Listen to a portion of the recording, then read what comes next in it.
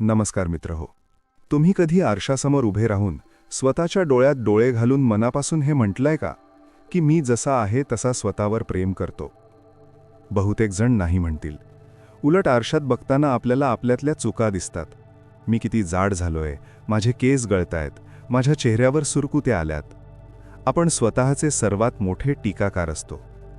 आणि जर मी तुम्हाला सांगितलं की तुमच्या आयुष्यातल्या प्रत्येक समस्येचं मूळ, मग तो शारीरिक आजार असो, पैशाची कमतरता असो किंवा नातेसंबंधांचा ताण असो, याचं मूळ तुमच्या स्वतःबद्दलच्या विचारांमध्ये आहे, तर जर मी सांगितलं की तुमचे विचार बदलून तुम्ही कॅन्सरसारख्या आजारालाही बरं करू शकता, हे ऐकायला अंधश्रद्धा किंवा अतिशयोक्ती वाटू शकते. पण आज आपण ज्या पुस्तकावर बोलणार आहोत ते पुस्तक वाचून आणि त्यातील तत्त्व आचरणात आणून जगभरातल्या 5 कोटीहून अधिक लोकांनी आपलं आयुष्य हील केलं आहे. पुस्तकाचं नाव आहे you can heal your life आणि लेखिका आहेत लुईस हे. लुईस हे यांचं आयुष्य हे या पुस्तकाचा सर्वात मोठा पुरावा आहे. लहानपणी झालेलं शोषण, गरिबी आणि नंतर गर्भाशयाचा कॅन्सर, या सगळ्यातून त्या बाहेर पडल्या, औषधांनी नाही तर विचारांची पद्धत बदलून. आजच्या काही मिनिटात आपण या पुस्तकाचा गाभा समजून घेणार आहोत. आपण बघणार आहोत की विचार आणि शरीर यांचं काय कनेक्शन आहे. आपण बघणार आहोत की क्षमा आणि स्वप्रेम हे 2 शब्द तुमचं आयुष्य कसं वाचवू शकतात. लुईस हे यांचं तत्त्वज्ञान एका साध्या वाक्यात सांगता येईल: we are each responsible for all of our experiences. म्हणजे आपल्या प्रत्येक अनुभवासाठी आपण स्वतः जबाबदार असतो.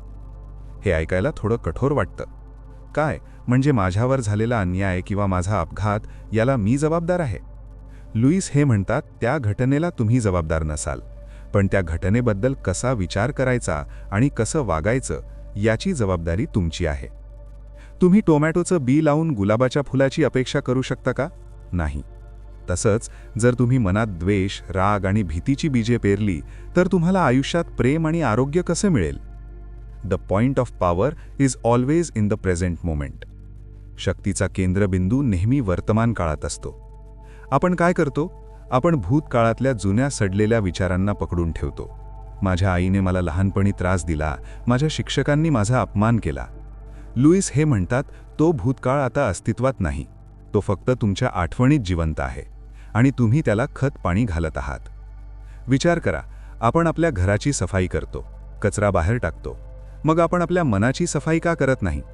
मनातल्या जुन्या विचारांचा कचरा म्हणजे मेंटल ट्रॅश बाहेर का टाकत नाही?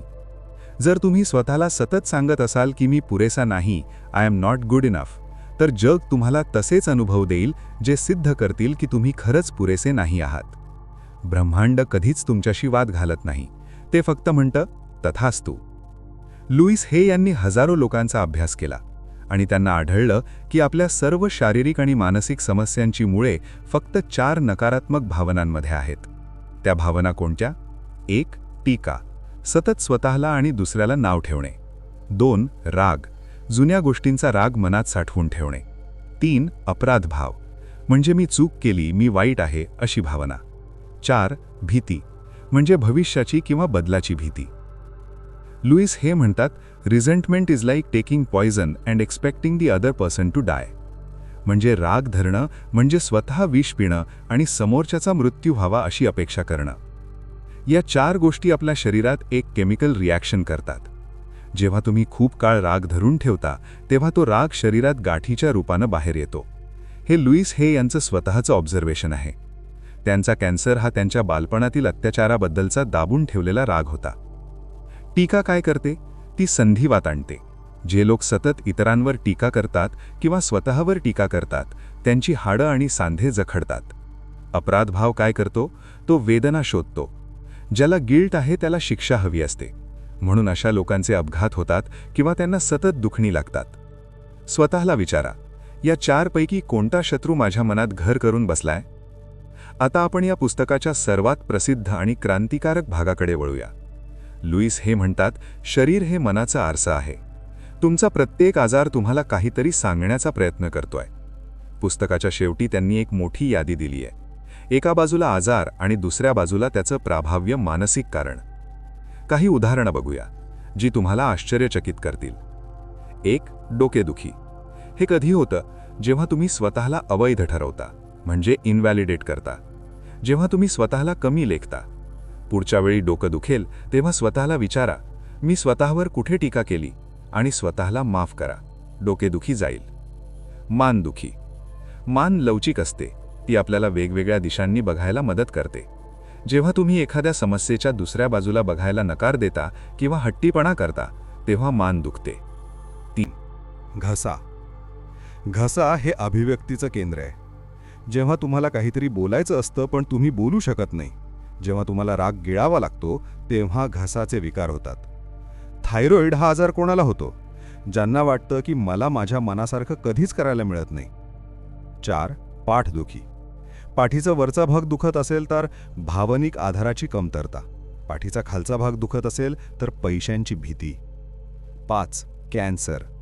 लुईस हे म्हणतात, कॅन्सर हा अनेक वर्षांपासून मनात साठवलेला खोलवरचा द्वेष आहे. एखादी जुनी जखम जी तुम्ही विसरत नाही आहात, ती आतल्या आत तुम्हाला खात असते.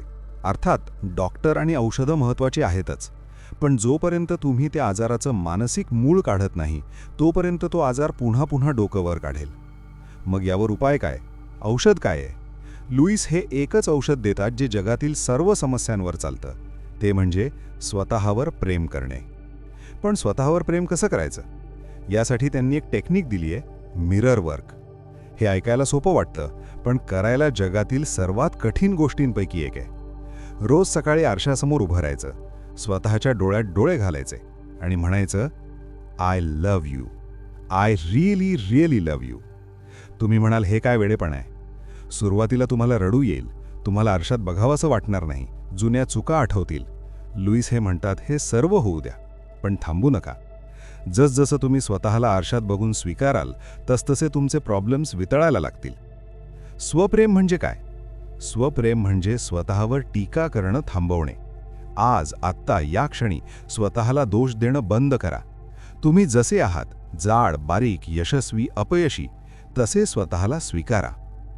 जेव्हा तुम्ही स्वतःला स्वीकारता, तेव्हा तुमचं शरीर रिलॅक्स होतं, रोगप्रतिकारक शक्ती वाढते.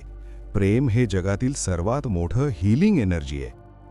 स्वतःवर प्रेम करण्यासोबतच दुसरी महत्त्वाची गोष्ट आहे क्षमा, फॉरगिव्हनेस. लुईस हे म्हणतात, we must release the past. आपल्याला भूतकाळ सोडावा लागेल. अनेकदा लोक म्हणतात, मी त्याला माफ कसं करू, त्याने माझ्यासोबत खूप वाईट केलंय. लक्षात ठेवा, माफ करणं म्हणजे त्याचं वागणं बरोबर होतं असं म्हणणं नाही. माफ करणं म्हणजे मी यापुढे त्या आठवणींचं ओझं वागवणार नाही.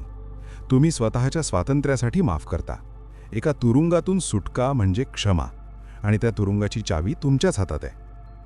आणि शेवटचं साधन, अफर्मेशन्स, सकारात्मक विधाने. तुमचं अंतर्मन हे एका जिनीसारखं आहे. तुम्ही जे बोलता ते सत्य करतं. जर तुम्ही म्हणालात मला आजारी पडायचं नाहीये, तर अंतर्मन आजारी हा शब्द पकडतं. त्यामुळे नेहमी सकारात्मक बोला. मी निरोगी आहे, आय एम हेल्दी. माझ्याकडे भरपूर पैसा येत आहे, मनी फ्लोज टू मी इझिली.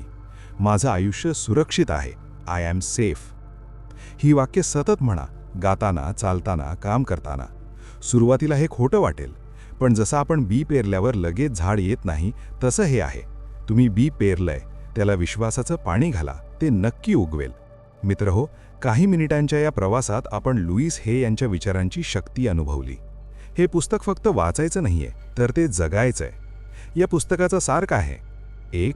तुमचे विचार तुमचं भविष्य घडवतात. 2. प्रत्येक आजारामागे एक भावनिक कारण असतं. 3. स्वतःवर प्रेम करणं हे सर्व समस्यांवरचं औषध आहे. 4. भूतकाळाला आणि लोकांना माफ करून स्वतःला मुक्त करा. आज रात्री झोपण्यापूर्वी तुमच्या छातीवर हात ठेवा आणि स्वतःला सांगा, all is well in my world.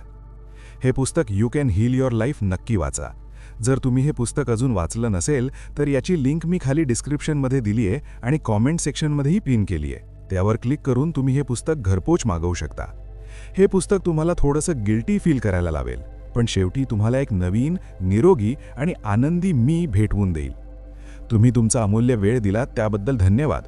हा एपिसोड तुम्हाला कसा वाटला? तुम्ही आजपासून मिरर वर्क करणार आहात का? मला नक्की कळवा. पुन्हा भेटूया एका नवीन विषयासोबत. तोपर्यंत स्वतःवर प्रेम करा आणि नेहमी आनंदी राहा. धन्यवाद.